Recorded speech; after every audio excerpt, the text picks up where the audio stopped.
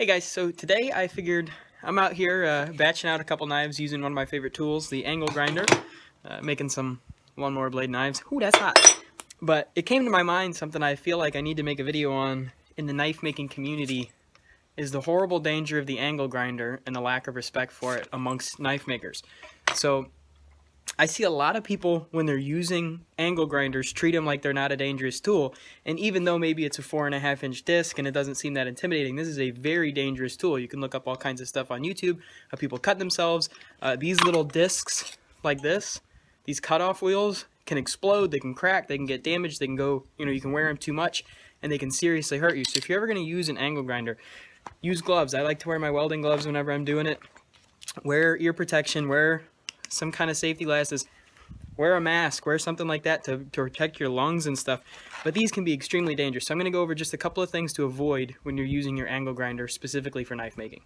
So I'll talk about just some basic safety stuff first, but then I'll also mention just some generic tips for using an angle grinder, because if I could only have one of my tools to make a whole knife, I'd probably pick the angle grinder, just the 4-inch angle grinder, assuming I could, get some of these additional discs. But first things first, whenever you're dealing with these cutoff discs, I think these are the most dangerous for the user.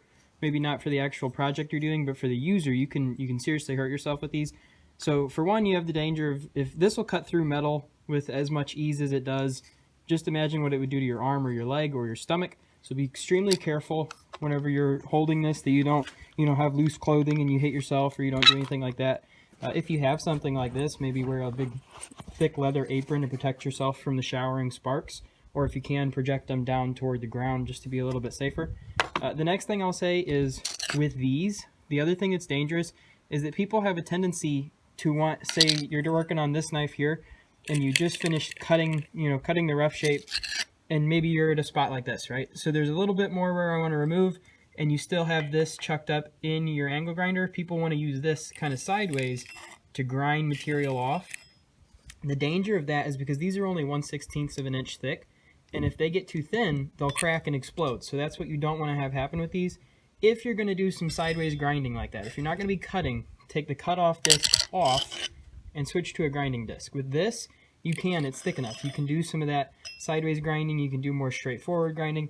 This is something that's much more safe to the user than something like this. So if you're done cutting to shape, whenever you've made your basic cuts, remove this disc and switch to this guy. For one, it's better at it, it's going to work better, and for two, it's going to keep you a lot safer. So the other thing as far as safety is, like I said, with those sparks in your lungs, just make sure that you know what you're doing. If you can, do it outside. I like to grind outside so I don't stink up the room I'm in, and it kind of protects your lungs a little bit better than breathing in all that metal dust.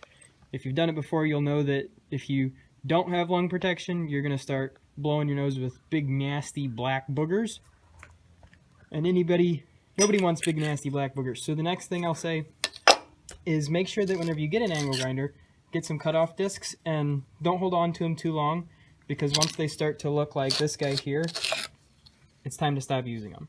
Once they start getting that obvious fray, this thing has no more good use for it. This is trash. I only kept it for the purpose of this video. That cannot be used again. This one, it's getting close. I'll probably get a new one soon, but it's not got any of that horrible obvious fraying.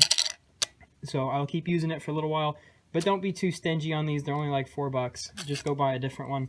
Don't cut yourself or seriously injure yourself. The next thing, get one of these grinding discs that I already talked about. But my favorite disc is the flat disc. These last for a long time.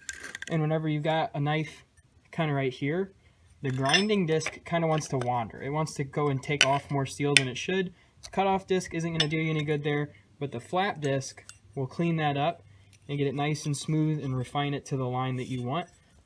Or my apologies, the flat disc. The flat disc will get that down super well, and they last a long time. They're pretty cheap. I think they're, again, most of these are about $4. You can sometimes get them in a variety pack for pretty cheap. But the flat disc is awesome. You can do bevel disc, you can clean up your lines, you can do all that stuff. The flat disc truly is one of the best that you can use. And on my last note, I probably should have mentioned this with safety stuff. Leave the guard on. For goodness sakes, leave the guard on. If you have one of these blow up on you, trust me, you want that guard on. And if you look at the guard, look at all that gunk. That's melted in gunk.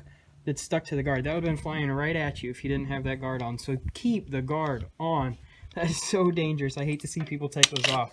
So just to recap, keep the guard on. Don't use your cutoff disc until they look like that. Don't try and use a cutoff disc in replacement of a grinding disc.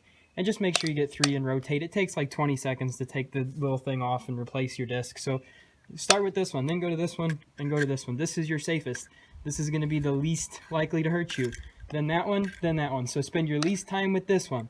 Then next, that one, and then this one. And never, ever, ever take your guard off. But have fun, be safe, and make some good knives.